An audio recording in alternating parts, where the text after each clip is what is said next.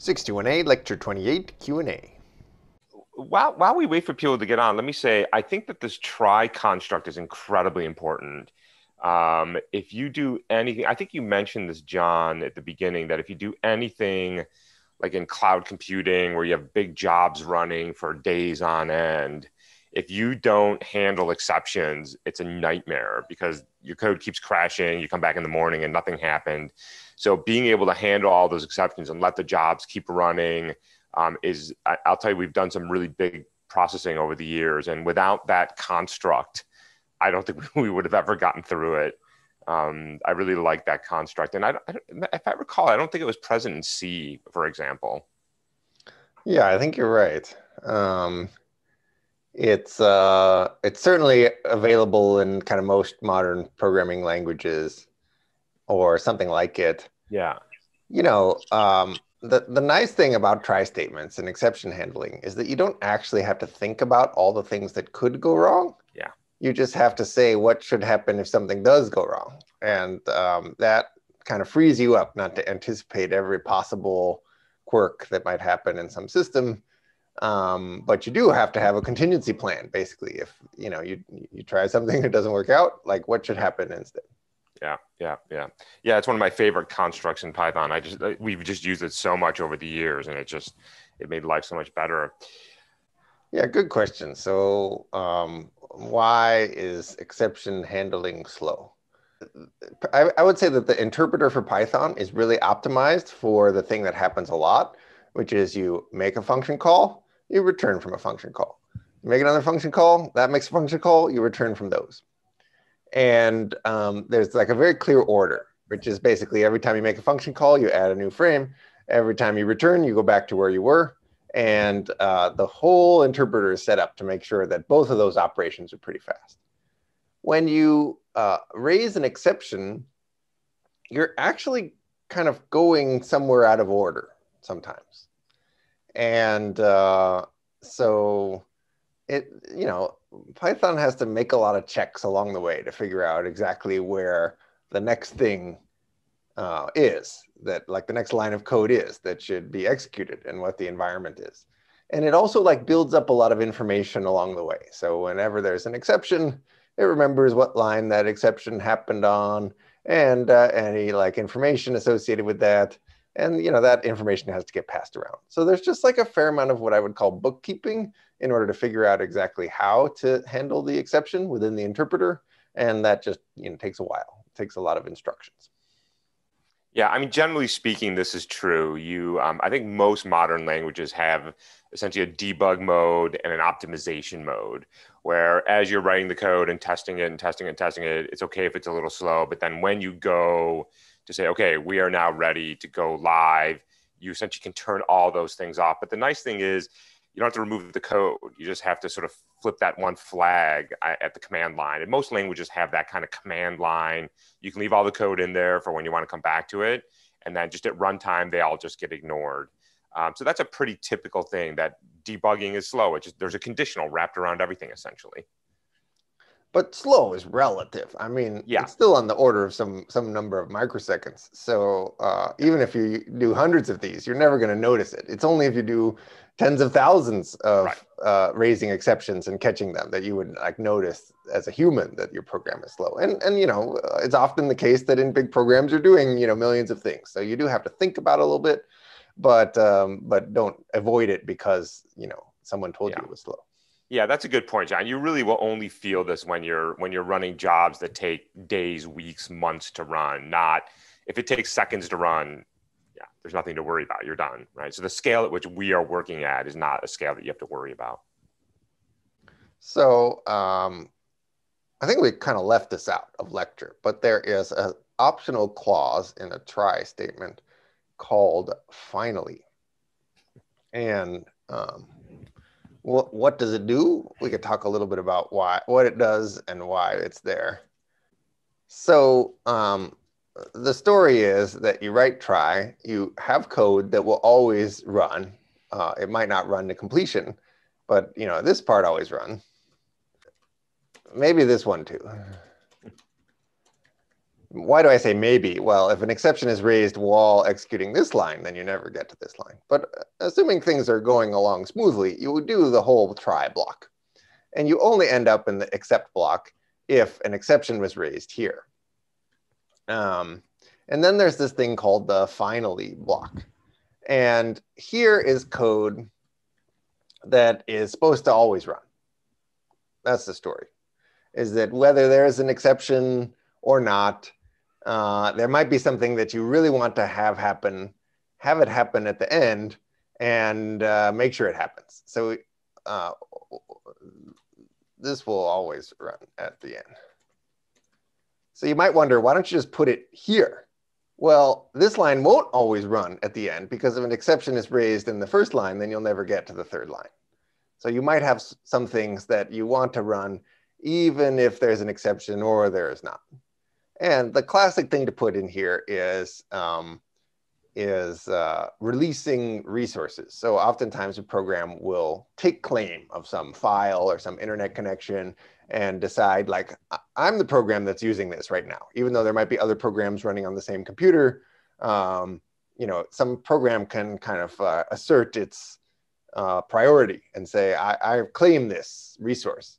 And you want to make sure that even if something goes wrong when you're processing that file or using that internet connection, that you release that resource so that some other program can use it as well. Like, it would be bad if your browser crashed and that meant that no other programs could use the internet, right? That would be a problem. So that's a kind of a classic use for finally, is just to like make sure that you clean up whatever resources you acquired, you let them go.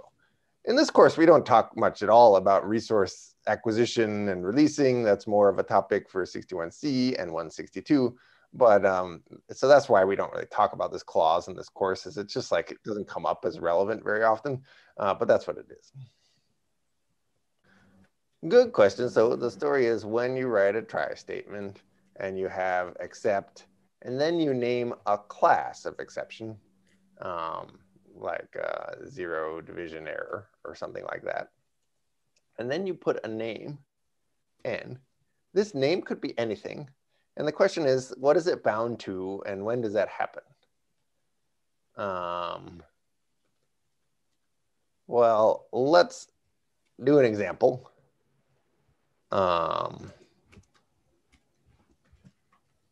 Watch what happens. So I'm going to say n is n. I'm going to run this. And it says n is division by 0. That's the stir representation of some object. That object is called n. And to answer your question, n is bound to an object that represents the error itself. So why is it that an error is an object? Well, objects are just like behavior and data bundled together. In this case, I think it's the data that's important. You want to know what line caused the problem and that kind of thing. And so that data is bundled into n. So if we do this a little bit more interactively, let's say we want to return n. Return an error. So if I say A is return an error, let's call it E. Then now I've returned this object. I can look at it, I can play with it, I can see what attributes it has, I can see what happens when I call stir on it or repr on it. There isn't like a whole lot more to it, but you could imagine there are errors where you do want to keep information about it. Like, what was the file that you were accessing when your hard drive crashed or something like that. And that's why these objects exist. So E is instance E exception. That's true. It's also a little bit more specific than that. It's a subclass of exception called zero division error. So in that sense, it's both an exception and a particular kind of exception, and that's something you might want to check. So here we are in fall 2019's final exam, question 7, which in this case is called Mull It Over, and it's about scheme. Uh-oh, someone evaluated, define Yeah. the times symbol as whatever the plus symbol evaluates to. Okay, plus symbol evaluates to a procedure that adds. The plus symbol gives me a procedure that adds. And now I've defined times as a procedure that adds. So now when I multiply 2 by 3, I get 5 instead of 6. Let's fix it. Okay.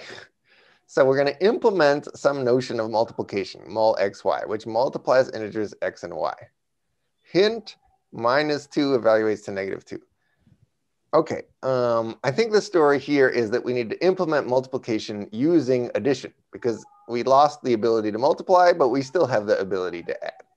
So if I were to multiply 3 by 4, I should get 12.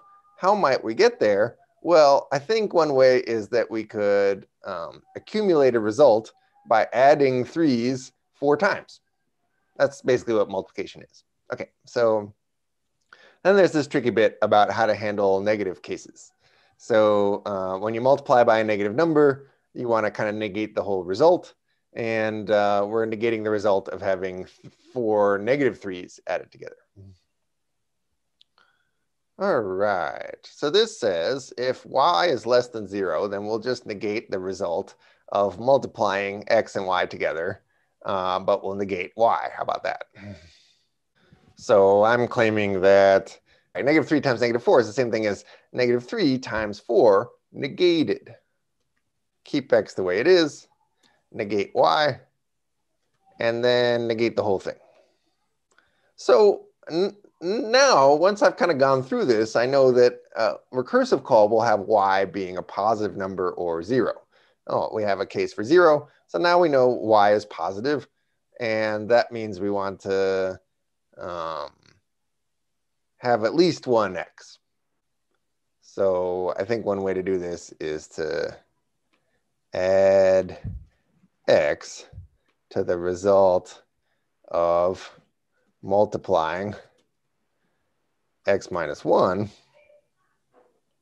by y. No, this is wrong. Multiplying x by y minus 1. Okay, so y is negative, now it's positive, and we always work our way towards 0. Eventually, we'll hit this base case where y is 0. Implement mul expression, which takes an expression e that contains only calls to star and numbers. It returns the normal value of e under a scheme interpreter with an unmodified multiply sign. That multiplies. So here, instead of doing the work, we're supposed to build up some kind of multiplication expression. And it says mul is a function that uses mul xy on S to give me a single number using reduce, which we did actually talk about today in lecture. So this would be repeatedly apply this procedure to pairs of values, where we would then multiply 2 and 3 together to get 6, and then multiply that by 4, and then multiply that by 2 to get 48. So that's what mul does, is it takes a list of numbers and multiplies them all together. But mul expr is something else.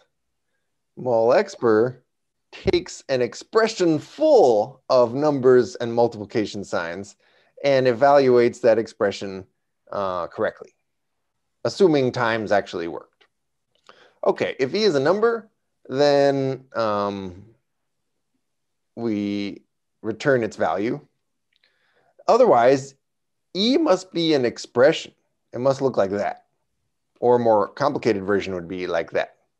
So it's a list that starts with a star, and then it's got a bunch of other stuff in it that's supposed to be multiplied together. And we see some examples is that it might start with a star and then have 3 numbers in it, or it might start with a star and have 2 numbers in it. And we have to figure out what to do about that. So I think one thing we could do is for each sub-expression, get a number. And then we could just multiply all those numbers together. So we could call mul, but in order to multiply these things, we have to first make sure that we've turned each sub-expression into a number.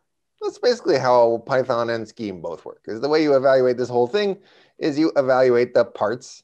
So we get 2 here, and we get whatever that is, 24 there.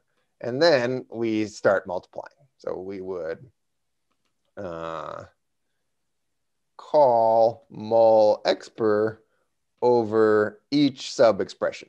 Except for the times doesn't need to be converted at all. That just kind of gets ignored.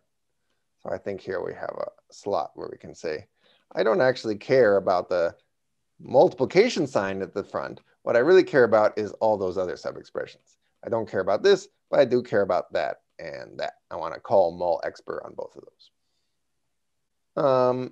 Map is built into Scheme, and it works just like it would in Python, except for without the lazy evaluation feature that we talked about in Python. How long is this? Oh, we're getting close.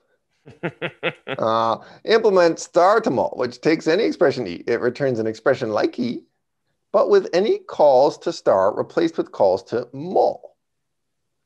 Note that star takes an arbitrary number of arguments, while mul takes exactly one argument, a list of numbers. You should account for this difference. So we take in some expression, which isn't just stars and numbers. It might have some pluses in it, or some other things, dividing or whatever, too. And builds an expression where this star is substituted with a mul xy. Oh, no, sorry, with a mul. So what would this actually look like if I, and this says if you evaluate it, you get 75. But what is the actual expression itself? Well, if I star to mul times 1, 2 times 3, 4, what should that actually do? That should give me back mul of a list containing 1 and 2. And mul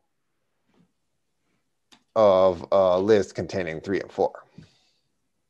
But why do you have to explicitly make the list, John? Why not just have it be the list?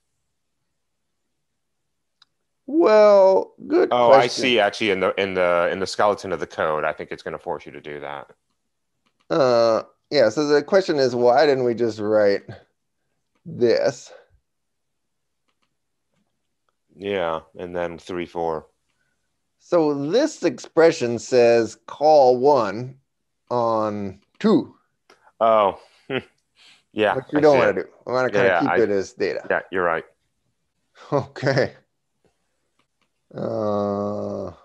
Fun times. Let operator be something. How about the car of this expression? That will tell us whether we're timesing or plussing. And the rest, well, I don't know yet, but I'm just kind of guessing that maybe it's the cdr of the expression. Okay, if I see a times, then what am I supposed to do? I'm supposed to build a list which has mul in it. I'm just building this thing. It has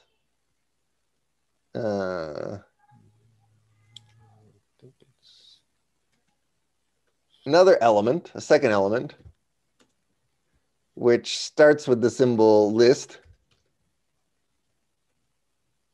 And then how do I get the 1 and the 2 and the mul 3, 4? Well, there, I think those came from the original expression. Mm-hmm. So at that point, I think I'm fine to just map the star to mul procedure that I already have. Sorry, this is so bad. Oh, no, that made it worse. Over the rest of the list. So then I end up with 2 elements, the mul element and the list 1, 2, blah, blah, blah, blah, blah element. I put those into a list, so that gives me the outer parentheses, and I've built the structure that I want. So I guess the key to cracking this nut was to, try to use the description to describe like some expression that would actually be equivalent, and that turned out not to be so trivial. John, did we have to do this with the let statement? Couldn't I have just used extracted the car and the coulda on the fly in the conditional? Or is there Yeah, definitely the case that instead of writing op, we could have just written car v, and instead of yeah, and writing then the rest, we coulda could have there. written coulda v. Okay. Um, and why is it this way? Well, I guess it refers to op multiple Yeah. times and it refers to rest multiple times. So maybe it's nice to give a name to them. I think that's all Yeah. that's going on here. Yeah. Okay. All right. Sure. So, good question. What does map do? In general, if you have a list and you have a procedure,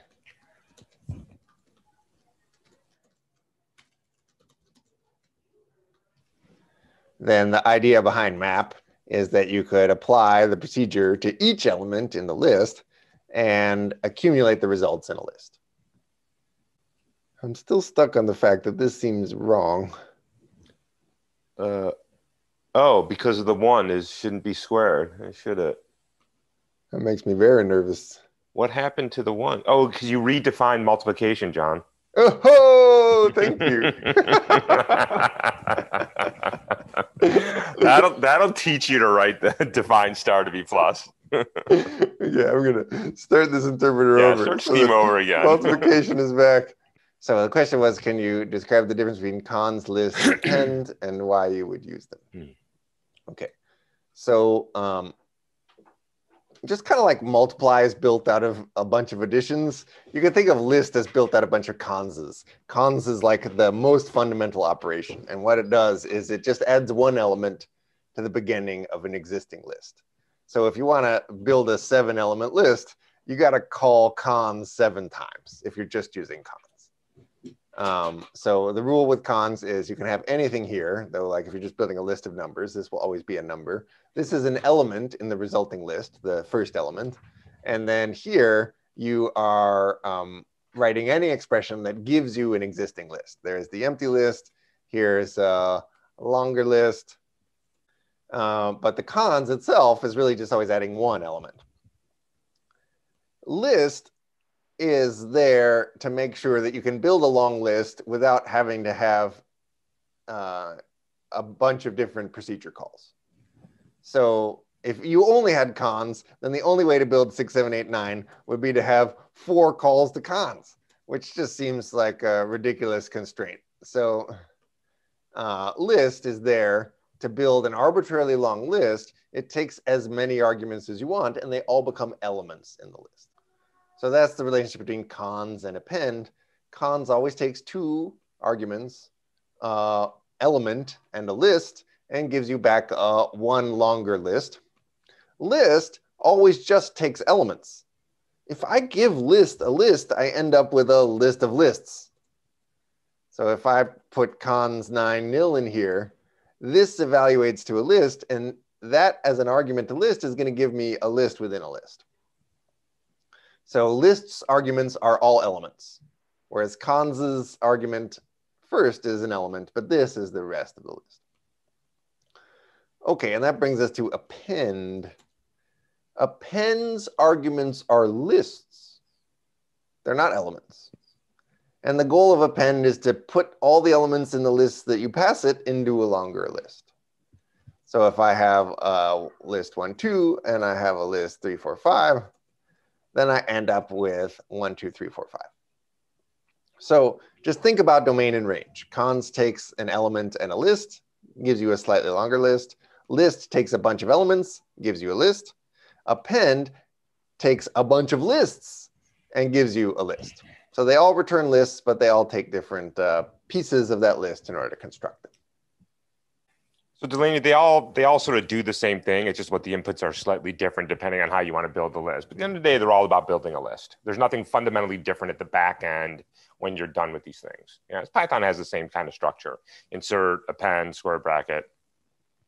Show me a list, and we can have created it using any of these techniques, right? Any of these constructs, rather. It's just a question, as John was saying, of like, how tedious is it? Yeah, and the right way to make a selection is to say, what do I have now? If you have an element and a list, you're going to use cons. If you have 3 lists, you're going to use append. If you have 4 elements, you're going to use list, right? So what do you have? And that's kind of tells you what procedure to call.